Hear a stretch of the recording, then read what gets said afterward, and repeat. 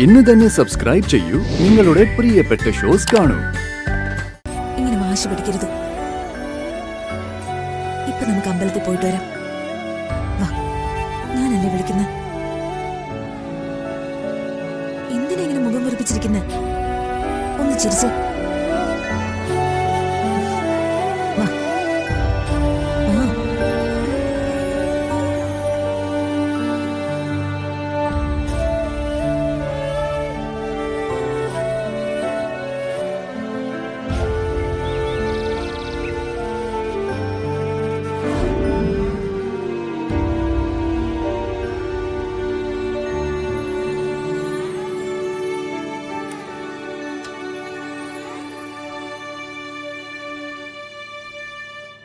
Hello. ആഹാ, പയ്യെ പയ്യെ സൂക്ഷിച്ചെഴുന്നേൽക്ക്. ധനുഷ് ഇത്ര പെട്ടെന്ന് തിരിച്ചു വന്നോ? ഓഫീസിൽ പോയില്ലേ? ഇല്ല, പോയില്ല. ആ, എന്തു പറ്റി? അതോ, പോകുന്ന വഴിക്ക് എനിക്ക് നിന്നെ ഓർമ്മ വന്നു. ഓ, പെട്ടെന്ന് നിന്നെ കാണണമെന്ന് തോന്നി. വണ്ടി തിരിച്ച് ഞാൻ നേരെ ഇങ്ങോട്ട് പോന്നു. എന്റെ അമ്മോ, ഇങ്ങനെ തള്ളിമറിച്ചിടല്ലേ ധനുഷ്. ഏ, സത്യം പറ, എന്താ തിരിച്ചു വന്നേ? ഒരു കാര്യമുണ്ട്. ഞാൻ ഓഫീസിലേക്ക് വണ്ടി ഓടിച്ചു പോകുന്ന വഴിക്ക് പെട്ടെന്ന് എവിടെ നിന്നോ ഒരു സ്മെല്ല് ഇങ്ങനെ വന്നു. എന്ത് സ്മെല്ല്? ആ, നല്ല ചൂട് മസാല ദോശ മൊരിയുന്നതിന്റെ മണം. ആ ദോശയിലേക്ക് കുറച്ച് സാമ്പാർ ഇങ്ങനെ ഒഴിച്ച് അതിലൊരു കഷ്ണം എടുത്ത് ഇങ്ങനെ വായിലേക്ക് വെക്കുമ്പോ കിട്ടുന്ന ഒരു രുചിയുണ്ടല്ലോ.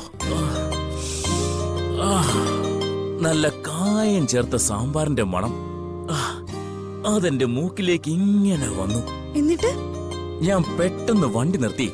എന്നിട്ട് പോയി എന്റെ സ്നേഹക്കുട്ടിക്ക് കഴിക്കാൻ ഈ മസാല ദോശയെ വാങ്ങിച്ചിങ്ങ് പോന്നു.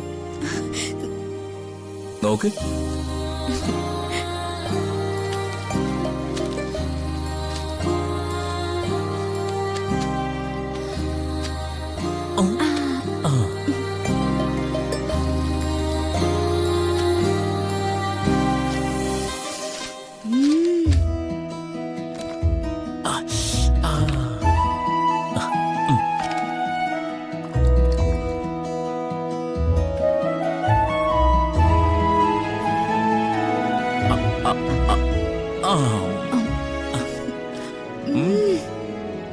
സൂപ്പർ.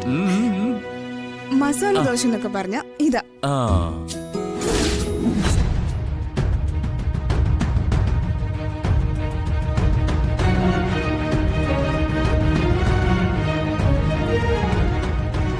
ഇനി നിനക്ക് എന്താഗ്രഹം ഉണ്ടെങ്കിലും എന്നോട് പറഞ്ഞാ മതി, ഞാനത് നടത്തിത്തരും. ഓരോന്നായിട്ട് പറയാൻ മോനെ. ആദ്യം ഞാൻ ഈ മസാല ദോശ ഒന്ന് കഴിച്ചോട്ടെ. ഓക്കെ.